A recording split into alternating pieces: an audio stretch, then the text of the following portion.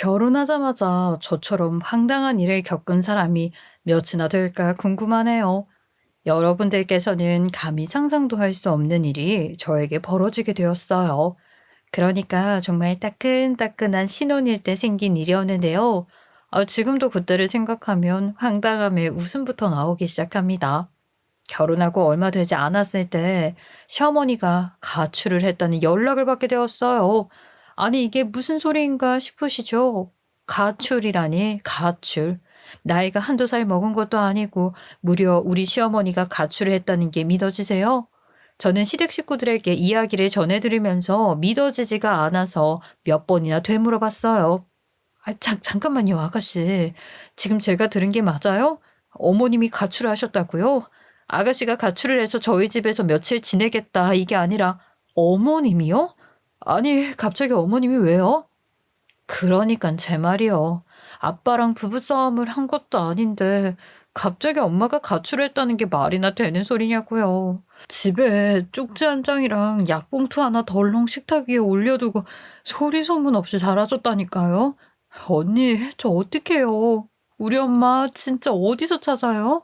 뭐부터 해야 할지 모르겠어요. 전단지 만들어야 해요? 당연히 경찰에 신고부터 해야죠. 그걸 뭐부터 해야 하는지 저한테 물어보면 어떡해요. 일단 경찰에 신고를 하고 그 다음에 전단지를 만들든지 말든지 해야죠.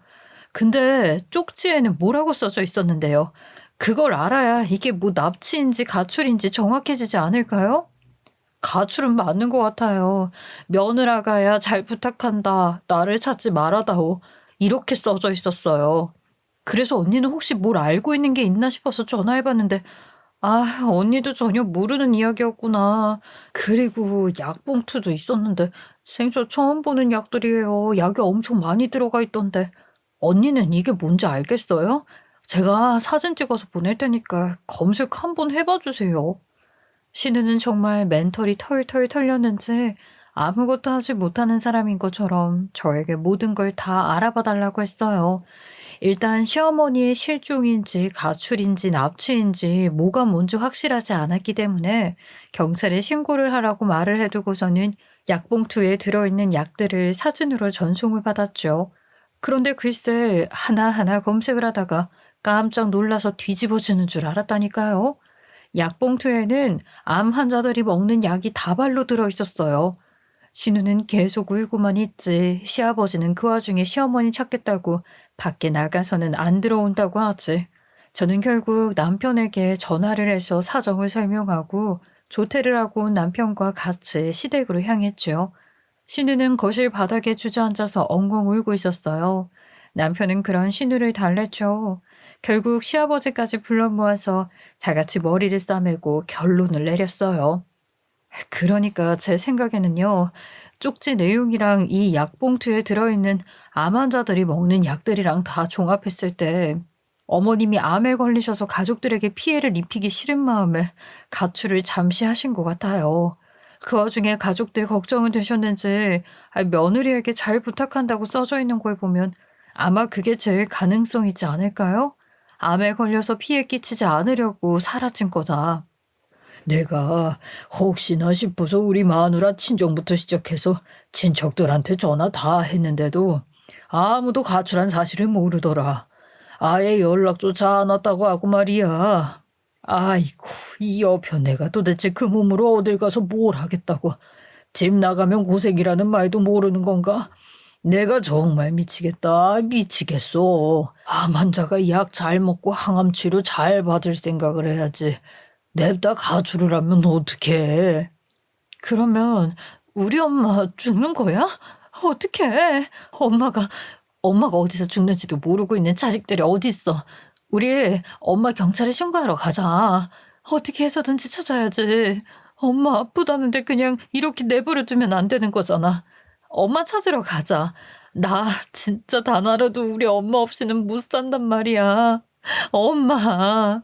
다 같이 경찰서에 찾아가서 신고를 하려고 했더니만 경찰에서도 난감하다는 식으로 말을 하더라고요. 성인이잖아요. 거기다가 자기를 찾지 말아달라는 쪽지까지 쓰고 나갔으니까 단순 가출이라서 수색을 할 수 없다는 겁니다. 이게 실종 사건으로 분류를 할 수가 없다고 말을 하더라고요. 저희 식구들 모두 망연자실했고요. 그냥 복장이 터지는 일만 잔뜩 생기게 되었죠. 저는 정말 머리가 터져나가는 줄 알았어요. 그때 저도 상황이 그다지 좋지는 않았거든요. 이렇게 말을 하기가 조금 부끄럽긴 하지만 제가 그때 대학교에 다니고 있었어요. 아니, 몇 살에 결혼을 했길래 결혼을 하고 나서도 대학을 다니고 있냐, 이렇게 생각하실지 모르겠지만, 제가 사실은 대학을 아주 느지막한 나이에 가게 되었습니다. 사실 저는 고등학교를 재학 중일 때 제가 좋아하는 공부 말고는 다른 과목에 정말 흥미가 전혀 없었기에 수능이라는 걸 봐서 대학을 가야 한다는 것이 타당하지 않다는 생각을 하게 되었어요. 그저 제가 좋아하는 것만 파고들어서 공부를 하고 싶었기 때문에 고등학교를 다니는 내내 학교 시험 성적도 개판이었고요. 그나마 흥미있는 것들 위주로만 공부를 했죠. 그러니까 당연히 내신도 최하위나 다름없었고 수능은 더더욱 저와 거리가 먼 것이었어요. 20대 때는 아르바이트를 하면서 하루살이 마냥 돈을 버는 족족 펑펑 쓰고 놀았어요. 요즘 말하는 욜로족이라고 하죠. 저축 하나 하지 않고 지금의 인생을 바짝 즐기는 그런 인생. 제가 바로 그런 욜로족이었습니다. 그러다가 하루는 아르바이트를 하는 도중에 진상 손님에게 영혼을 짓밟히는 일을 당하게 되었어요. 내가 슬러시를 달라고 했지 언제 이렇게 차가운 걸 달라고 그랬어? 이건 그냥 얼음이잖아, 얼음. 고객님, 슬러시가 얼음을 갈아서 만든 음료인데요. 기본적으로 차가운 음료 맞으세요. 그러니까 저희가 실수로 찬 음료를 가지고 온 게 아니라 슬러시 자체가 차가운 음료. 너 지금 나를 가르치려고 들어? 어? 나는 따뜻한 딸기 슬러시가 먹고 싶었다고, 따뜻한 거. 내가 뜨겁게 걸쭉하게 내어달라고 하는데 내 말을 무시해? 아니요, 무시하는 게 아니라 그런 메뉴가 아예 없고요. 슬러시는 차가운 음료만 나간다니까요. 이게 고작 아르바이트생 주제? 아, 내가 해달라고 하면 이걸 데워서 올 생각을 해야지. 안 된다는 말만 하고 있어? 네가 앵무새야? 어? 차가운 것만 된다고 써놓든가. 아니, 슬러시가 원래 차가운 음료인데 당연히 따뜻한 건 안 되는 거죠. 아이스 아메리카노를 뜨겁게 달라고 하는 거랑 같은 거라니까요. 너 지금 나한테 쪽팔리게 모욕감이라도 주려고 그런 소리 하냐? 내가 너 고소할 거야. 아, 너같이 카페에서 고작 알바나 하는 년이랑 내가 무슨 말을 하겠냐. 딱 봐도 공부도 더럽게 못했을 것 같은데. 그러니까 괜한 자격지심에 되는 것도 안 된다고 하고 박바오기지. 아이스 아메리카노 뜨겁게가 왜 안 돼? 뜨겁게 데우기만 하면 되는 거 아니야? 그러면서 저에게 그 슬러시 음료를 확 부어버리는데 정말 영혼이 가출하더라고요. 세상에 안 되는 걸 안 된다고 말을 했다고 이런 취급을 받아야 하나 싶고 딱 봐도 공부 더럽게 못했을 것 같다면서 그러니까 이런 일이나 하고 있는 거 아니겠냐고 말을 하는데 반박을 할 수 있는 상황도 아니고 제 나이 27살에 일어난 일이었는데 그때부터 이를 악물고 수능 공부를 하기 시작했어요. 처음에 본 수능은 정말 개망했고 두 번째, 세 번째 수능을 볼 때마다 조금씩 점수가 오르더라고요. 중고등학교 때도 이렇게 열심히 공부를 안 했는데 27살 먹어서 공부를 하려고 하니까 체력도 몇 배로 떨어지고 진짜 힘들어 죽겠더라고요. 하지만 인간 승리라는 말이 왜 있겠어요? 무려 재수도 삼수도 아닌 오수 끝에 저는 나이 32살에 서울대에 입학을 할 수 있었습니다. 물론 그 사이에 제가 뭐 대회에 나가서 상도 받은 이력이 있고 해서 조금 가산점을 더해서 갈 수 있긴 했지만 그건 중요한 게 아니고요. 제가 이제 대학에 입학을 하자마자 주변에서 제 이야기를 신기하다며 하고 다녔는데 그중에 제 이야기에 흥미가 돋은 남편이 저를 소개해달라고 해서 저는 남편과 소개팅을 하게 되었고 연애를 하다가 마음이 잘 맞아서 결혼까지도 약속을 하게 되었어요. 남편도 서울대를 졸업한 뒤에 좋은 직장에 다니면서 돈을 벌고 있었고, 저는 서울대 1학년 2학기를 마친 뒤여서 양가의 집안의 별 반대 없이 결혼을 하게 되었죠. 결혼을 해서도 일단 학력이 중요시 여겨지는 대한민국이니까 열심히 공부를 하면서 대학을 다니고 있었는데, 결혼을 하자마자 이런 일이 벌어지게 된 것이었어요. 당장 겨울방학이 끝이 나면 3월에 개강을 하는 마당에 시어머니의 가출이라니 이게 말이나 되는 소립니까? 이 일로 인해서 우리 시아버지는 시름시름 앓다가 그냥 들어 누워버렸고요. 신우는 멘탈이 완전히 나가서 히키코모리처럼 집 밖의 생활을 아예 하지 않고 방 안에만 틀어박혀서 매일같이 눈물만 흘려댔습니다. 결국 제가 뭘 할 수 있었겠어요. 학교에 휴학계를 내고서는 시아버지랑 신우를 챙길 수밖에 없었죠. 그게 시어머니의 부탁이었으니까요.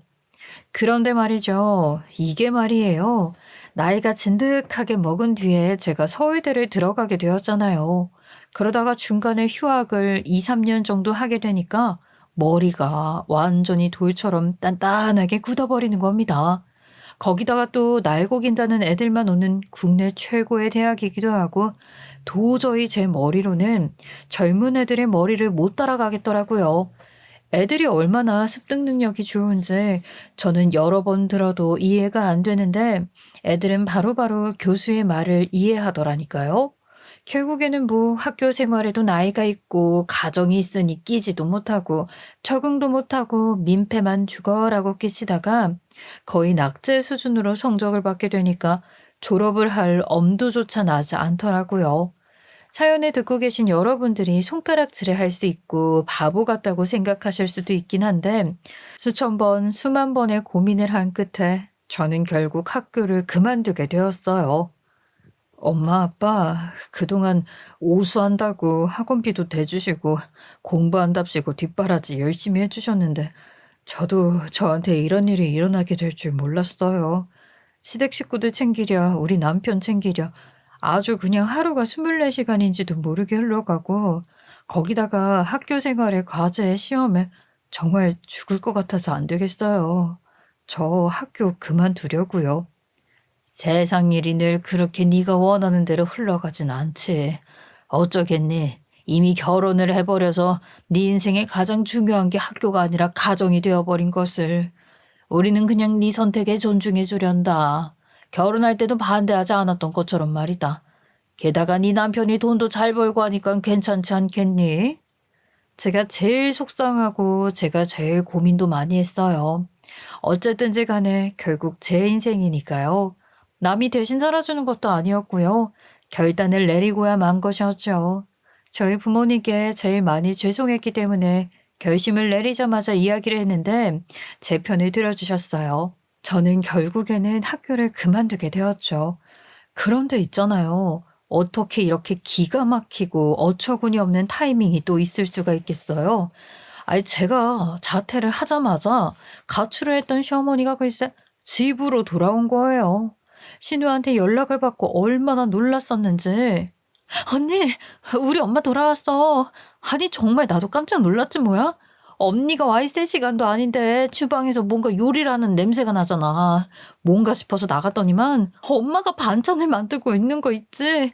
처음에는 나는 꿈을 꾸나 아니면 뭐 환상을 보고 있는 건가 했다니까. 근데 우리 엄마 맞아. 엄마가 돌아왔어. 마치 몇 시간 전에 집을 나갔다 들어온 사람처럼 아무렇지 않게 시댁으로 돌아와서는 요리를 하고 있었다는 게 아니겠어요? 아니, 여러분들은 이런 시어머니의 마음이나 행동이 이해가 가세요? 전 진짜 너무 어처구니가 없어서 시누이의 전화를 그냥 뚝 끊어버렸어요. 아, 이게 좋게 말해서 4차원이지 완전히 개또라이 아니냐고요. 저는 그 길로 바로 시댁으로 찾아갔죠. 진짜로 시어머니가 온 게 맞는지 궁금하기도 했고요. 그런데 정말 거실에 떡하니 시어머니가 앉아있는 게 아니겠어요? 아니, 어머님, 도대체 그동안 어디에 있으셨던 거예요? 3년이라는 시간 동안 연락 한 통도 없이 이게 무슨 일이냐고요. 아니, 제가 그동안 얼마나 고생을 했는데 학교도 휴학하고, 아니, 자퇴까지 했다고요. 어머님이 가족들 잘 보살펴 주라고 해서 어머님, 정말 뭐하고 계셨던 건지 속 시원하게 한번 말씀 좀 해보세요. 아유, 안 그래도 이야기하려고 했다. 내가 글쎄 유방암에 걸렸다지 뭐냐? 내가 가출할 때 약봉투 두고 나갔었는데 못 봤어? 그거 암 치료할 때 먹는 약인데 아무튼 내가 백방으로 알아보니까 자연 치유를 하는 방법이 있다잖니. 내가 주사 바늘을 얼마나 무서워하는지 잘 알지.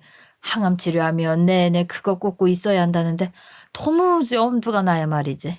아무튼 내가 우리 가족들이 알면 강제로 병원에 입원이라도 시킬 것 같아서 혼자서 저 강원도 산자락에 집 알아보러 다니고 거기서 터를 잡아서 3년 동안 자연 치유를 하고 하산했다.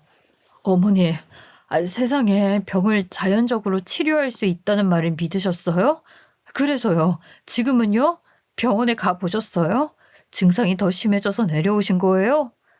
얘는 자연 치유하고 내려왔다니까. 산에 전기를 받으면서 말이다. 산에서 나는 나물들, 버섯들 캐먹고 살았더니만 말끔하게 나왔다지 뭐냐? 내가 병원에 가서 검사도 싹 받고 오는 길이야. 암덩어리 하나도 없이 싹 나았다더라. 이래서 사람이 그냥 죽으라는 법은 없나 봐. 옛날에 동의보감에 나오는 대로 했더니만 아픈 게 싹 나았어. 이래서 조상님들 지혜가 대단한 거다. 한의학이 발달한 이유가 이런 거라고. 산에 전기를 받았다고 암덩어리가 없어질 줄 알았겠니? 이게 다 자연의 신비다. 저는 그 말을 믿을 수가 없어서 시어머니의 병원 검사 결과를 확인했더니 진짜 암덩어리가 하나도 없다고 하더라고요. 아니, 애초에 암에 걸린 건 맞았는지 의문이긴 하지만 아무튼 멀쩡해졌다고 하니 가족들 모두 축하 파티를 열 기세였죠. 시어머니의 말이 거짓은 아닌 거니까 저도 축하는 해드렸어요. 시부랑 신우는 시어머니가 돌아왔으니 마냥 기뻐하면서 눈물까지 줄줄 흘려댔는데 정작 저는 제 인생 망했구나 싶은 생각이 절절하게 들었죠.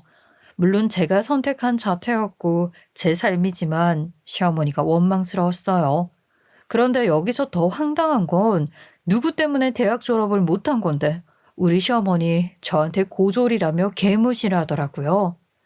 너는 근데 그 좋은 대학 졸업을 못해서 어쩌니?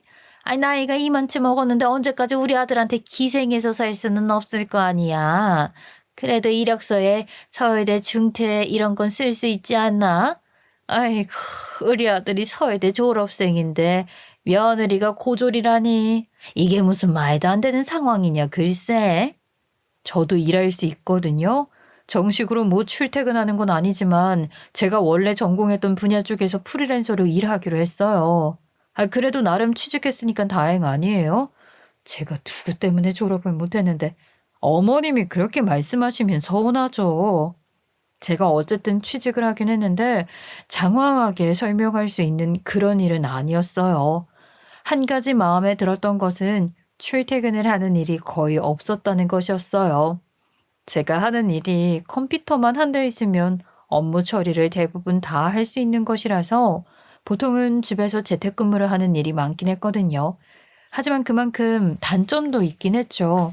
비상근무라는 게 있었거든요. 집에서 일을 하는 대신에 급하게 비상이 걸린 일이 발생하면 언제든지 컴퓨터를 켜야만 했어요. 거의 24시간 대기조로 일을 했다고 생각하시면 편하시겠네요. 가끔은 급하게 회사에서 연락이 오면 회사 쪽으로 출동을 해야 하는 일도 있었어요. 내가 하는 일 자체가 일반인들에게는 이해도가 많이 필요한 일이라서 그냥 프리랜서라고 생각하면 되는데 소속은 있었어요. 그러니까 저도 3.3% 세금을 떼는 사람이 아니라 4대 보험이 적용되는 일을 하고 있었다는 거죠. 이게 저한테는 나름 뿌듯한 일이기도 했고요. 아무튼 저도 직장을 다니면서 일을 하고 있었으니까 아무 때나 시어머니가 오란다고 갈 수 있는 상황이 아니었는데 우리 시어머니는 이런 제 상황을 이해하지를 못했어요. 너는 왜 매번 내가 이것 좀 해달라, 저것 좀 해달라 하면 거절부터 하고 그러니? 집에서 일을 하고 있다며 그럼 언제든지 부르면 올 수 있는 상황인 거 아니야? 도대체 뭐 그리 대단한 일을 한다고 그래? 요즘에 콜센터에서도 일을 하는 직원들도 죄다 집에서 근무한다고 하더라. 너도 그런 비슷한 거 하는 거 아니니? 예, 내가 암 치료하고 얼마나 체력이 떨어졌는지 뻔히 알면서 내가 좀 도와달라는 거 그것도 못해? 어머님, 제가 출퇴근 이동을 안 하는 거지 일을 안 하는 건 아니잖아요. 집에서 일을 한다고 해도 장비가 있어야지만 할 수 있으니까요. 제가 시댁에 온다고 컴퓨터를 뜯어올 순 없잖아요. 남편이랑 저랑 어차피 일하는 건 똑같은데 남편한테는 오라고 안 하면서 왜 저한테는 그런 억지를 부리고 그러세요? 억지라니 집에서 일하니까 잠깐 나을 수 있는 거 아니냐고. 누가 감시하는 사람도 없는데. 그리고 어떻게 우리 아들이랑 네가 하는 게 똑같다는 식으로 말을 할 수가 있니? 고졸인 네가 해봐야 뭐 얼마나 어려운 일이겠어. 상담사 일하면서 일부러 지금 부끄러워서 말 안 하는 건 아니고. 예, 상담사도 극한 직업이야. 그걸 왜 부끄러워하고 그러니? 어머니, 고졸이란 소리 하지 마세요. 제가 누구 때문에 학부 졸업을 못했는데요. 그리고 제가 하는 일도 비슷해요. 집에서 컴퓨터로 일하는 거예요. 상담사 일 아니니까 그런 식으로 사람 떠보지 마시고요. 어차피 제가 뭐 한다고 말을 해도 무시할 거면서 왜 그러세요? 그러면 언제든지 말하고 잠깐 자리 비우고 할 수 있는 거 아니니? 내가 부를 때마다 매번 그런 핑계 대는 것 같아서 기분이 별로구나. 그리고 왜 나 때문에 학부 졸업을 못했다고 핑계를 대고 그래? 그냥 네가 끈기가 부족해서 그런 거잖니. 이럴 때마다 내 핑계 대는 거? 아유, 나도 이젠 싫다. 어머님이 가출만 안 하셨어도 제가 시댁 식구들 챙기느라 공부 못하는 일이 생기지 않았겠죠. 그리고요, 제가 하는 일이 거의 24시간 모니터링을 해야 하는 일이라 그래요. 물론 정해진 시간이 있긴 하지만 가끔은 새벽에도 일을 해야 할 때가 있다고요. 제가 하는 일도 좀 존중해 주세요. 아니 세상에 그런 일이 어딨어? 너네 회사는 너 혼자서만 일한다니? 이거는 나라 법도 어겨가는 일인 거지. 너 솔직히 말해. 별거 아닌 거 일하면서 지금 나 속여먹는 거 아니야? 컴퓨터로 하는 일이 뭐 그렇게 많이 있다고? 아니 그냥 대충 어디서 일하는 척하면서 내가 불러내는 거 오기 싫어서 수쓰는 거지. 결국에는 제가 너무 스트레스를 받아서 남편에게 이야기를 했어요. 남편은 제 마음을 이해해 주었죠. 제가 시댁 식구들을 챙기느라 학교를 자퇴했을 때 옆에서 유일하게 말렸던 사람이 남편이기도 했거든요. 학교 졸업장이라는 게 얼마나 크게 작용하는지에 대해 설명을 하면서 저에게 쉽게 포기하지 말라고 했었는데 결국 시어머니 때문에 학교를 자퇴했으니 미안해 했었어요. 결국 남편이 시어머니에게 전화를 걸어서 한마디 했죠. 엄마, 이 사람 정말 일하느라 바빠서 그래요. 가끔은 주말에도 급하게 나가야 할 때가 있는걸요? 이런 걸로 왜 거짓말을 하겠어요? 그리고 엄마가 가출해 있는 동안 우리 식구들 챙기느라 얼마나 고생을 한 사람인데 고맙다고 인사는 못할 망정 매번 그렇게 생떼를 쓰세요.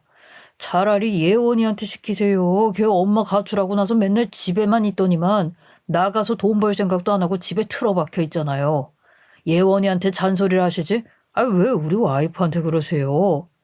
아이고, 아유, 내가 무서워서 어디 며느리한테 심부름 하나 시키겠니?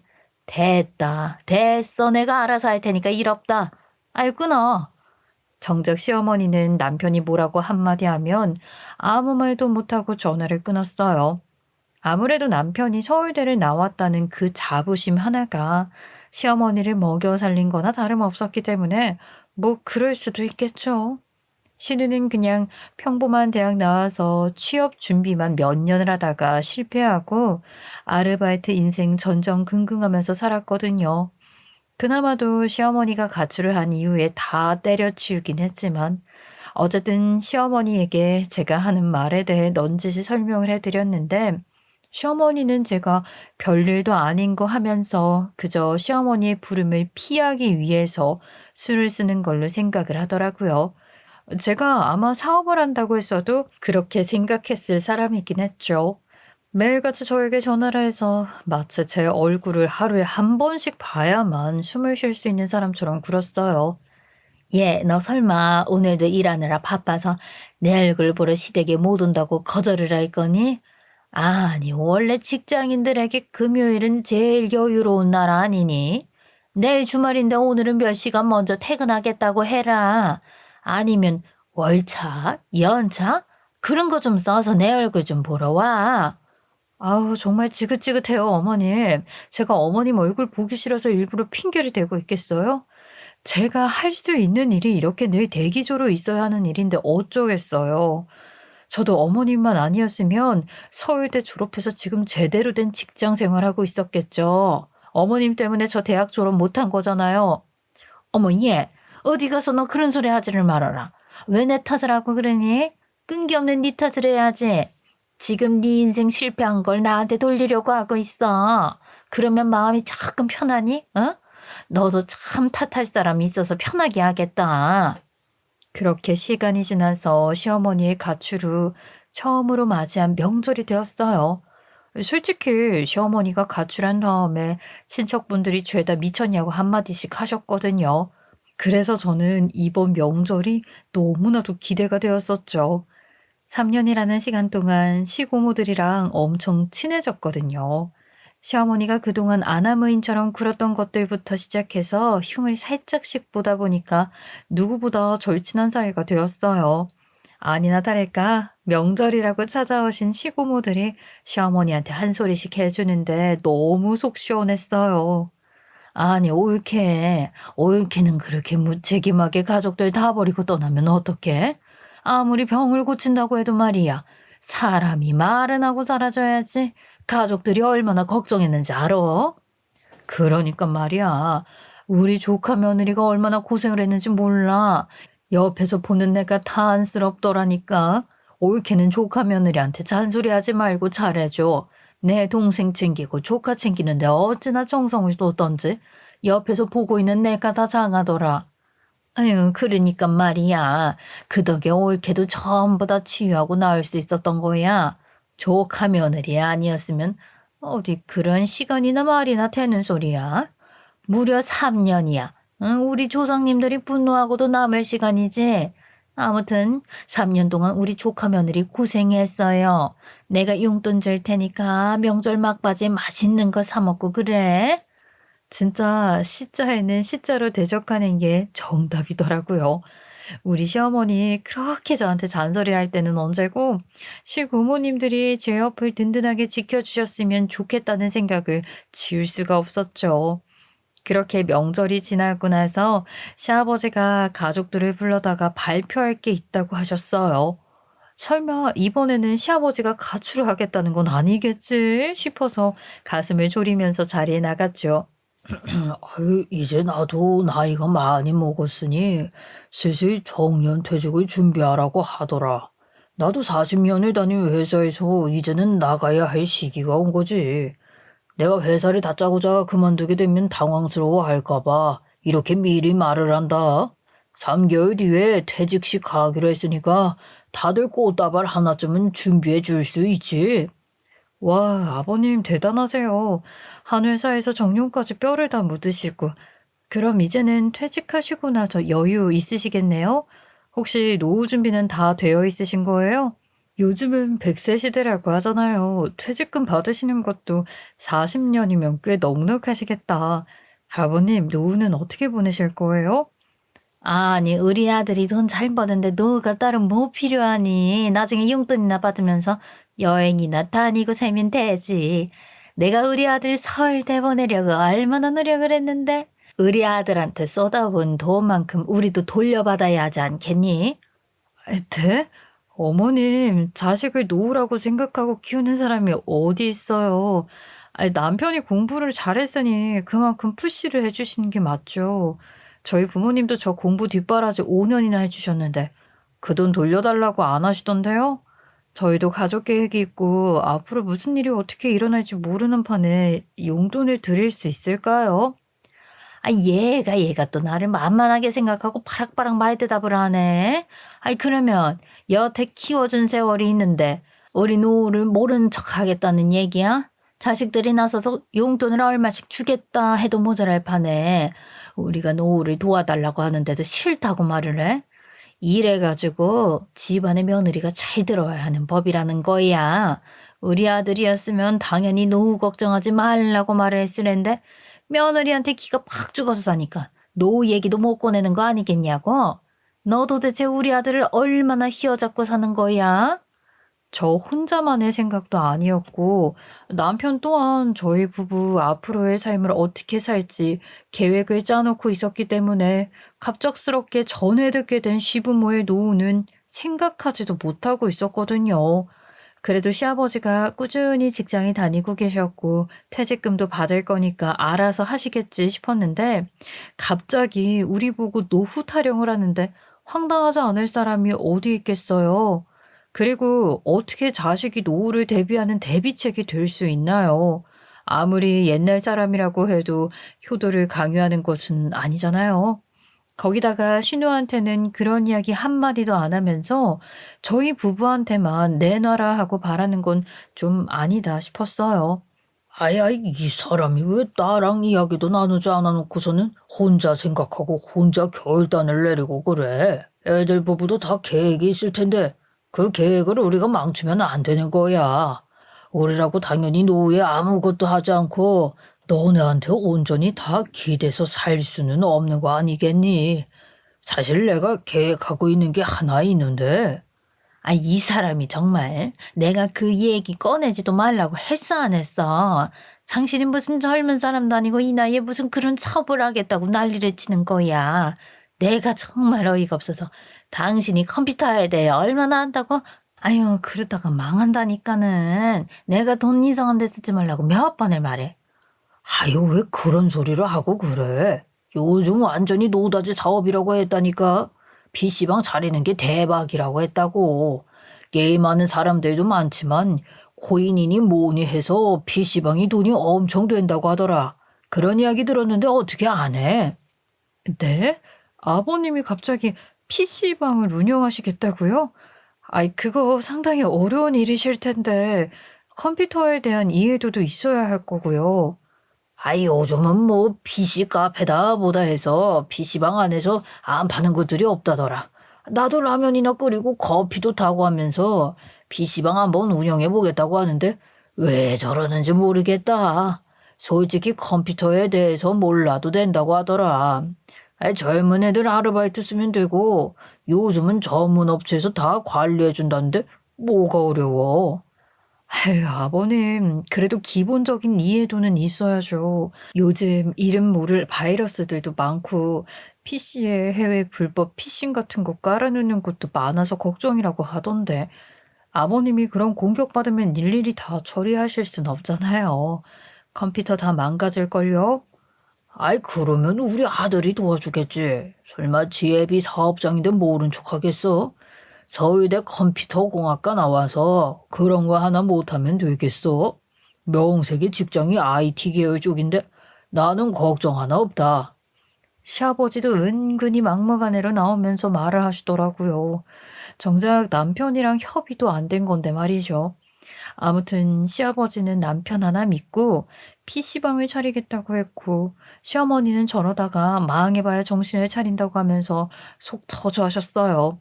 그렇게 시아버지는 PC방 사업 준비를 하시고 저와 남편은 직장 일을 하면서 시간을 보내다 보니까 연말이 다가오게 되었어요. 시어머니가 돌아온 뒤 1년이라는 시간 동안 시어머니랑 투닥거리면서 지냈지만 시간이 또 지나니까 나쁘기만 하진 않았죠. 어떻게 사람이 매번 마주칠 때마다 싸울 수가 있겠어요. 당연히 좋은 일도 있긴 있었죠. 시어머니도 어느 정도 대학을 자퇴하고 시댁 식구들을 챙기느라 정신이 없었던 저를 받아들인 건지 잔소리는 해도 트집은 잡지 않았고 저도 갑자기 가출을 했다가 돌아와서는 뻔뻔하게 고졸 운운하며 저를 괴롭혔었던 시어머니의 마음을 이해하려고 애를 썼어요. 그냥 서로 싸우기만 하니까 다른 가족들이 너무 힘들어해서 휴전을 했다고 말을 하는 게 더 좋을지도요. 시아버지는 결국 꽤 오래 준비했던 PC방 사장님이 되었고요. 근데 연말이 되면 큰 행사들이 줄줄이 있잖아요. 가족 모임도 그렇지만 동문회, 동창회 이런 모임들이 있지 않겠어요? 우리 남편은 모임도 참 많더라고요. 하루는 시댁에서 밥을 먹는데 시어머니가 넌지시 말을 꺼내셨어요. 예, 너네 대학 동창회가 이쯤 아니니? 서울대 다니는 애들이라 그런가 연말에 다들 일 다 끝내놓고 쉬나봐. 연말만 되면 모이잖니. 이번에도 동창회가 있다고 연락이 왔어요. 다음 주 주말이라고 하던데, 여보, 그때 시간 괜찮아? 결혼한 애들은 부부 동반으로 모이니까 이번엔 같이 가자. 그동안은 연말이 되어도 가족들 챙기느라 바빠서 모임에 같이 한 번을 간 적이 없잖아. 이번에는 꼭 같이 가자. 나도 친구들한테 당신 소개도 좀 천천히 시켜주고 싶고 그래. 서울대 모임에? 연말에는 회사 일이 조금 바쁘긴 한데 그래 시간 한번 내볼게. 다음 주 주말이라고 그랬지. 야근해서 빼달라고 해야겠다. 부부 동반 모임인데 남편만 보낼 순 없지. 나도 당신 친구들 중에는 아는 사람 몇 명 없어서 인사도 나누고 싶고 그래. 당신이 학창 시절을 어떻게 보냈는지도 궁금하고. 그렇게 대화를 하는데 시어머니가 갑자기 숟가락을 탁 내려놓는 거예요. 순간 큰 소리가 나니까 저도 남편도 대화를 멈추고 시어머니를 쳐다봤죠. 시아버지도 이 사람 또 왜 이러나 하는 얼굴로 보고 있었고요. 예, 너는 생각이 있니 없니? 지금 어딜 따라간다고? 서울대 동창회 따라가겠다고? 네가 네 주제에 그 자리에 왜 껴? 아니, 부부 동반 모임이라고 하면서 같이 가자고 하니까 가겠다는 거죠. 제가 뭐 이 사람이랑 말 못할 관계도 아닌데 제가 가는 게 어때서요? 너 지금 우리 아들 망신시키려고 작정을 했니? 고졸 주제에 어딜 가겠다는 거야 지금? 서울대 동창회에 가서 네가 뭘 할 건데? 그 수준의 높은 애들이랑 무슨 대화를 하겠다고? 어머님, 저 이랑도 대화 잘 통해요. 저도 서울대 입학은 했던 사람이라고요. 그리고 사람 사는 이야기가 다 똑같지. 뭐 다를 게 있다고 수준이 높고 낮고가 나와요. 다들 직장인의 돈의 노예인데. 입학만 하면은 뭐하니? 패배자로 졸업도 못했는데 말하는 거 처음 박해서는 당연히 다르지. 일상적인 대화를 나누는 거랑 같겠니? 무려 서울대 나온 놈들이다. 다들 자기지가 확실하고 게다가 동창회 아니니 동창회. 다들 컴퓨터 하나는 기깔나게 다루는 애들끼리 IT 관련 이야기 나누면서 하하 호호할 텐데 네가 거기 껴서 뭘 하겠다는 건데? 네가 무슨 할 말 있다고? 어머님, 길고 짧은 건 대봐야죠. 제가 거기 가서 무슨 대화를 할지 어떻게 한다고 그러세요? 어머님이야말로 저를 너무 무시하는 경향이 있어요. 저도 나름 사회생활 잘하고 있고요. 저도 컴퓨터에 대해서는 잘한다고 자부할 수 있다고요. 그런데 왜 어머님이 자꾸 가운데서 초를 치고 그러세요? 요즘 별 문제 없이 저희 잘 지내고 있다고 생각했는데 속으로는 여전히 저보고 고졸이라고 무시를 하고 계셨던 거예요? 아이, 맞아, 엄마. 제발 그만 좀 해. 나도 우리 와이프 같이 가서 자랑도 하고 싶고 그런데 왜 그래? 그리고 내 동창 중에 민준이 있지. 민준이가 글쎄 내 와이프 한 번만 보고 싶다고 난리를 치더라고. 그래서 이번에 꼭 같이 가보겠다고 했어. 내가 가자고 했는데 왜 그래? 민준이? 민준이라 하면은 의사 와이프든 친구 아니니? 걔가 너 학창 시절에도 한 번을 못 이겨봐서 난리치네 아니니? 걔가 왜 며느리를 보고 싶다고 했겠어? 응? 지 와이프보다 못났으니까 그걸로라도 너 기죽이고 싶어서 그런 거 아니겠니? 아유 절대 반대다. 죽어도 갈 생각하지 마. 아니, 의사 와이프면 어떻고 고졸이면 어때서요? 어머님이 이런 식으로 저를 부끄럽게 생각하니까 제가 더 초라해지는 거예요. 아, 저도 서울대에 당당하게 입학했었다고요. 누구 때문에 졸업을 못한 건데요? 적어도 다른 사람이면 몰라도 어머님은 저한테 그렇게 말씀하시면 안 되죠. 어머님이 저한테 고졸이라고 무시하시면 안 된다고요.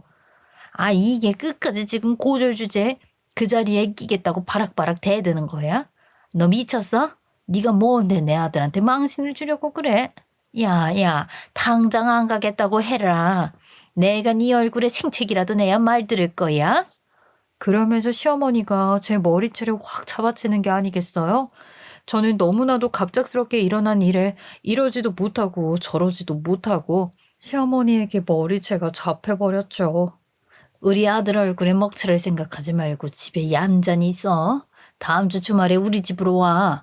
내가 속상하게 우리 아들 무시당하는 꼴을 봐야 해. 거기 오는 애들 와이프들이 죄다 얼마나 찬란 애들인데 너 같은 애가 거길 끼어들어가. 제가 머리채를 잡혀서는 아악하고 시어머니가 휘두르는 대로 끌려가는데 시아버지도 놀래서 아이 당신 뭐 하는 거야 하고 있고 우리 남편 갑자기 엄마 하고 소리를 치더니만 시어머니한테 달려들어서 저를 떼놓았어요. 시어머니 주먹에 제 머리카락이 한 움큼 뽑혀 있는데 눈물이 찔끔 나더라고요. 태어나서 이렇게 머리채를 잡혀본 게 처음이어서 너무 놀랐죠. 숨을 쉬는 게 가빠울 정도로 놀랐어요. 제가 눈물이 그렁그렁해서 이러지도 못하고 저러지도 못하고 있으니까 남편이 대신 소리를 질렀죠. 아니 엄마 지금 뭐 하는 거야? 세상에 어떤 시어머니가 며느리 머리채를 자꾸 휘둘러. 그런 식으로 협박하는 말을 뱉는 사람이 어딨어? 그 말에 시어머니가 다시 한번 저에게 달려들어서 제 머리채를 잡으려고 하는 게 아니겠어요? 이번에는 제가 놀래서 남편 뒤에 숨어버렸어요. 그러니까 우리 남편이 더 이상은 못 참겠다는 듯이 소리를 고래고래 질렀죠. 남편의 사자후에 시아버지도 멈칫할 정도였어요. 엄마 미쳤냐고. 도대체 앞뒤 사정 하나 모르면서 왜 이런 짓을 하고 그래? 엄마가 무책임하게 가출했을 때 아버지랑 예원이 저기 집에 돌봐주고 뒤치다꺼리 해준 사람이 누군데? 엄마가 우리 집사람을 함부로 대해? 남편의 눈이 돌아갔는지 갑자기 시어머니에게 달려들어서는 시어머니의 멱살을 잡는 거예요. 시아버지는 입을 떡 벌렸고 시어머니는 놀래서 소리를 질렀죠. 저도 남편이 그런 행동을 할 줄 몰라서 당황했어요. 어머, 어머, 아니 이게 뭐 하는 짓이야? 세상에 어떤 놈이 지혜미 멱살을 잡고 그래. 아이, 당장 나. 야, 이 자식아. 아무리 열이 받아도 그렇지 이건 배륜아들이나 하는 짓이야. 당장 그 손 놓지 못해? 아이고, 세상이 말세다 말세야. 당신도 그러니까 왜 자꾸 고소리니 급이니 해서 사람 심기를 거스르고 그래. 당신도 사과해. 집안이 이렇게 개판이 되는 게 맞아? 다들 진정해라. 정말 해도 너무하잖아. 안 사람이 절대로 비밀로 해야 한다고. 이거 비밀 유지 계약 되어 있는 거라. 그래서 꾹 참았는데 나 더는 못 참겠어. 우리 와이프가 힘들게 대학에 들어가는데 졸업도 안 하고 자퇴를 왜 했는 줄 알아? 대학 입시를 준비하던 그 시절에 컴퓨터를 다루는 일에 푹 빠져서 너무 재미를 붙여서 해킹 대회 나가서 상을 받아왔다고. 그때 비밀리에 정부에서 우리 와이프한테 제안을 했고 지금 정부 기관에서 일을 한다고. 그 말에 우리 시어머니도 시아버지도 두 눈을 깜빡였고 저는 한숨부터 내쉬었어요. 그러니까 제 이야기를 지금부터 조금 시작해 볼게요. 갑작스러운 이야기에 다들 황당하실 법도 한데 사실 제가 중고등학교 때부터 잘하는 과목은 정말 잘했었는데 흥미가 없는 과목은 아예 못했거든요. 제가 특히 수학을 정말 잘했고 좋아했었어요.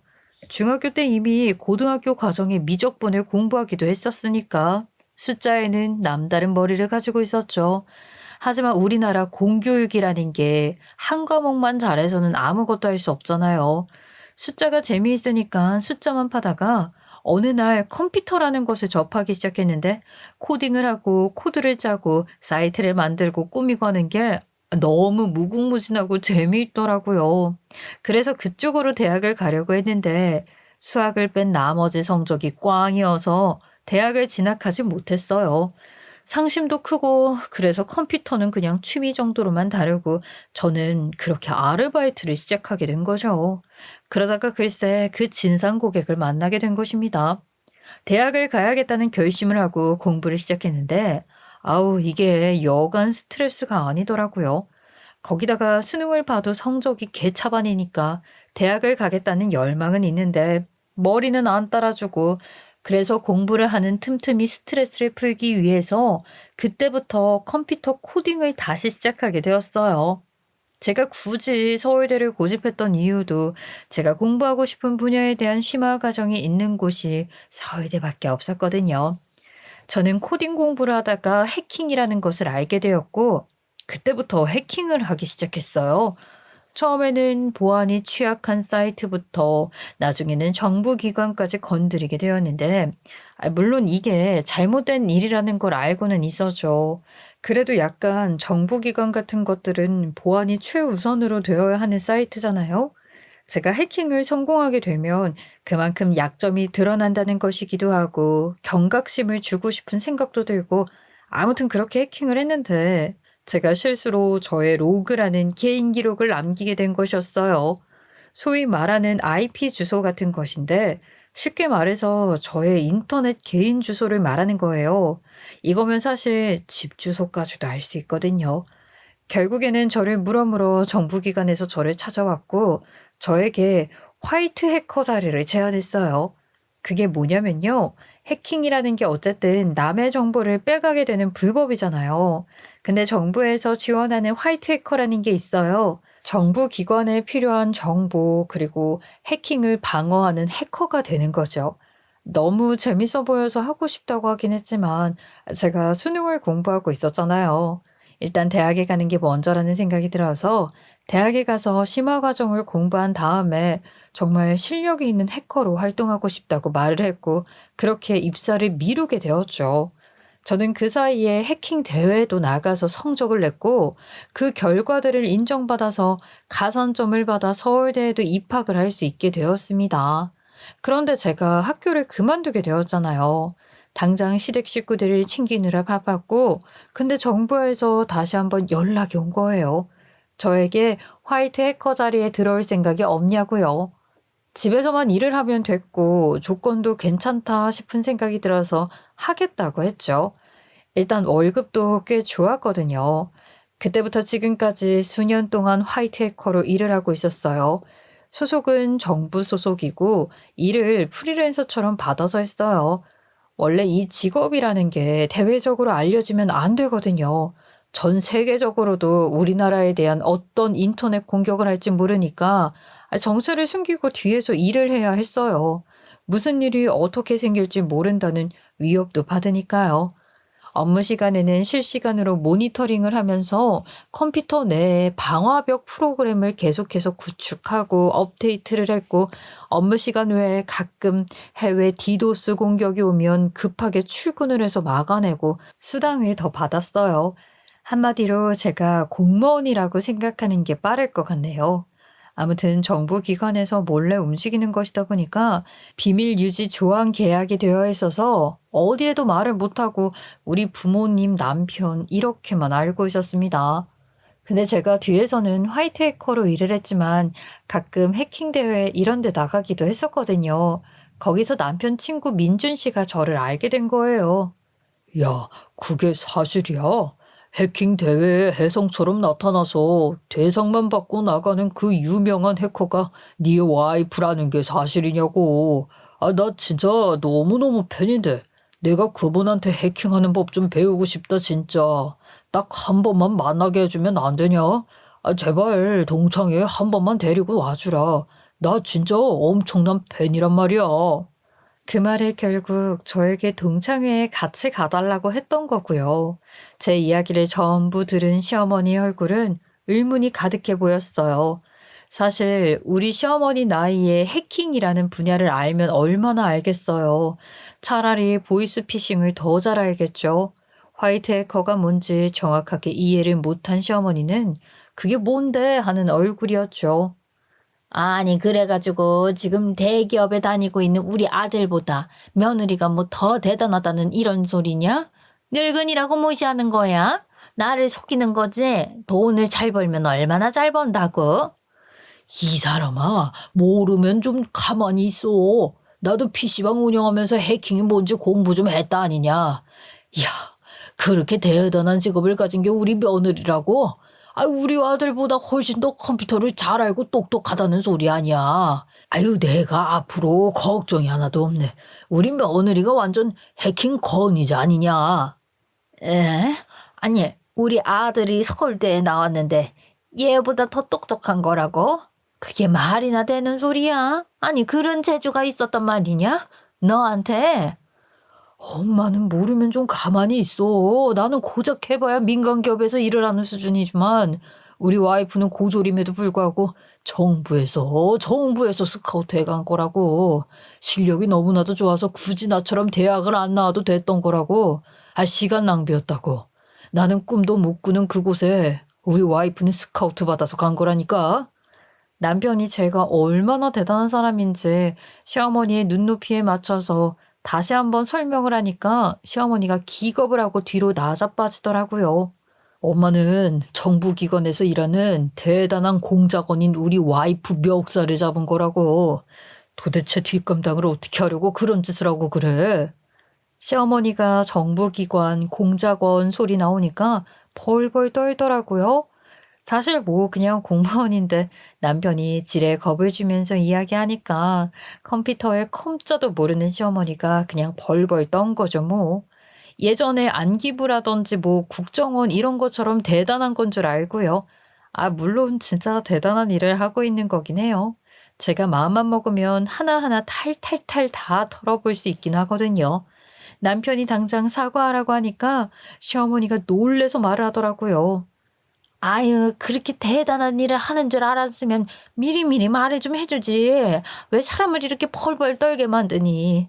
미안하다. 아니, 그러면 우리 며느리가 글쎄, 대한민국 국민들 정보 다 캐낼 수 있는 그런 대단한 사람이고, 해외에서 공격해오는 것들 다 막을 수 있는 사람이다, 이거야? 어머나, 세상에. 내가 얼마나 바보같이 무시를 했는지 정말 미안하다. 어머님, 학벌이 전부가 아니라고 제가 그랬잖아요. 학벌? 당연히 눈에 보이는 거니까 중요하다 생각할지 모르겠지만 지금 현재 뭘 하고 있는지가 더 중요한 거 아니겠어요? 아휴, 그거야 그렇지. 아니, 나 같은 늙은이가 당연히 눈에 보이는 것만 알지 않겠니? 내가 잘 몰라서 그랬다. 우리 아들이 나한테 언질이라도 줬으면 내가 안 그랬지. 그러면 내가 네 멱살 잡았다고 어디 뭐 끌려가기라도 하는 거냐? 나 막 잡혀가고 그런 거 아니지? 시어머니가 눈치를 보면서 조심스럽게 이야기를 하는데 어이가 없어서 웃음이 나더라고요. 아무튼 해킹이 뭔지 잘 모르는 시어머니는 그냥 제가 대단한 사람인 줄 알고 끝났고 저는 남편의 동창회에 가서 해킹 대회에서 우승한 사람이라고 민준 씨가 하도 설레발을 치는 바람에 화이트 해커인 건 안 들켰지만 코딩 소스부터 방화벽 프로그램 돌리는 이야기 한참 하다가 돌아오게 되었어요. 그 뒤로 우리 시어머니 괜히 제 눈치를 보면서 저걸 어쩌지 하며 머리 굴리는 게 눈에 보였는데 기가 막히게도 우리 시아버지 PC방에 디도스 바이러스가 침투한 거예요. 그게 컴퓨터 하드를 그냥 망가뜨리거든요. 근데 제가 가서 손쉽게 딱딱 처리를 해줬지요. 사실 그런 공격 같은 건 아주 쉽게 처리할 수 있거든요. 저 같은 전문가에겐 껌 씹는 것보다 쉬운 일이죠. 우리 시아버지 박수 갈채를 보내더라고요. 야, 우리 며느리가 사업장 하나 살린 거 아니겠어? 옛다 기분 좋다. 사고 싶은 거 다 사준다고 말만 하라고. 내가 아주 큰맘 먹고 큰 돈 한 번 쓸 테니까 말이야. 이 일로 인해서 우리 시어머니는 절 더 이상 괴롭힐 수 없게 됐어요. 잔소리하려고 입만 열면 시아버지가 아주 난리를 피우는 중이거든요. 이렇게 쉽게 해결될 잔소리였으면 그냥 진지게 말하는 건데 싶은 생각도 들고요. 앞으로는 시어머니가 저를 무시할 일이 없겠죠? 제발 그랬으면 좋겠네요. 누구한테도 말하지 못했던 이야기를 마치 임금님귀는 당나귀귀 하고 여러분들한테 털어놓을 수 있어서 저는 즐거운 시간이었습니다. 여러분들의 시간 또한 즐거웠길 바라며 제 이야기 들어주셔서 감사합니다.